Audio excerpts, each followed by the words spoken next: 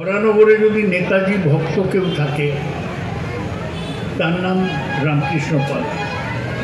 রামকৃষ্ণ এখানে নেতাজির একটা মূর্তি করেছে, আর প্রতি বছর কেউ আসুক না আসুক ও 3 দিন নেতাজি জন্মোৎসব পালন করে। আমি এত একনিষ্ঠ নেতাজি ভক্ত দেখিনি। আমি বক্তৃতা দেবার আগে বাচ্চারা নৃত্য পরিবেশন করছিল, অসাধারণ কয়েকটা গান তারা তুলে ধরছিল।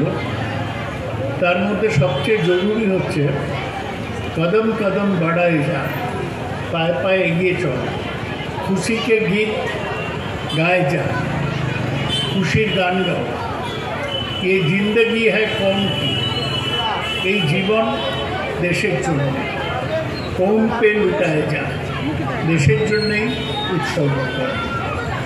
এটাই নেতাজির জীবনের আদর্শ যদি বলতে কিছু হয় তাহলে তাই। নেতাজির আগে নেতাজি যিনি আমার যেটা সুযোগ হয়ে গেল সেটা আমার জন্য ভালো। সৌগতদা বলছিলেন যে সকাল 9টা থেকে সত্যি সকাল 9টা থেকে আজকে নেতাজি জন্মজয়ন্তী পালন করছি। সেটা তৃণমূল ভবন থেকে শুরু করে নন্দীগ্রাম পর্যন্ত। আমি এখন নন্দীগ্রাম থেকে সরাসরি আসছি, আরও অনেকগুলো পালন করেছি। কিন্তু আমার সুবিধা যেটা হয়ে গেল সেটা হচ্ছে বরানগরে প্রত্যেকবারই সৌগতদার সঙ্গে আমি কখনো স্টেজ শেয়ার করি না। এবারে যেহেতু সৌগতদা মঞ্চে আছেন, ফলে আমার সুবিধা আছে সৌগতদা বলবার পর বা তিনি উপস্থিত থাকলে আমার নেতাজি নিয়ে ভাষণ দেওয়ার তার ধৃষ্টতা হবে। ফলে আমি সেই জায়গায় যাব না,